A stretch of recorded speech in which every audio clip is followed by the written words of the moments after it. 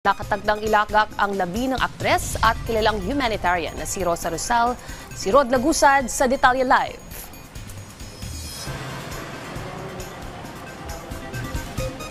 Ayos tama sa Heritage Memorial Park sa Taguig City, inaasahang ilagak ang labi ng aktres na si Rosa Rosal. Ito'y para sa isasagawang memorial reception para sa namayapang governor ng Philippine Red Cross. Pagdating sa memorial reception para gunitain ang naging buhay ni Rosal, magsisimula ito mamayang alas 4 ng hapon hanggang alas 11 ng gabi ngayong araw. Habang bukas November 18 hanggang November 19, ito naman ay alas 11 ng umaga at magtatagal hanggang alas 11 ng gabi ang memorial reception. Namayapa si Rosa Rosal noong Sabado, November 15 sa edad na 97. Isinilang si Rosal noong October 16, 1928. Nakilala si Rosal noong Golden Age ng Philippine Cinema kung saan bumida siya noong 1950 sa mga pelikulang Anak Dalita, Badyaw at Biyaya ng Lupa.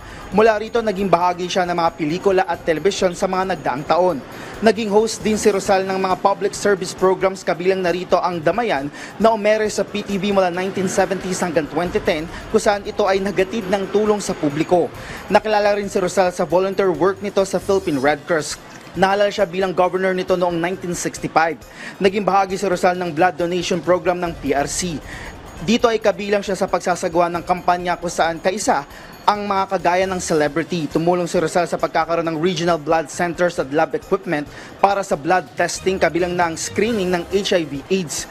Sa una ng naging pahayag ng Philippine Red Cross sa nakaraang 7 dekada ay ibinuhos ni Rosal ang kanyang buhay sa Red Cross kabilang na ang pagpapalakas ng voluntary blood donation sa bansa at ang pagpapalakas ng welfare services ng PRC.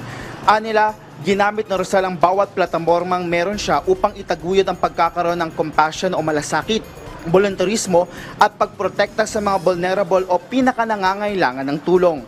Ayos base sa impormasyong inilabas ng pamilya ni Rosa Rosal ay magkakaroon ng service tuwing alas 7 ng gabi habang nakalagak ang labi ni Rosal sa Heritage Memorial Park sa Taguig City. At yan muna ang latest mula dito sa Philippine Red Cross. Balik sa iyo. Maraming salamat, Rod Lagusad.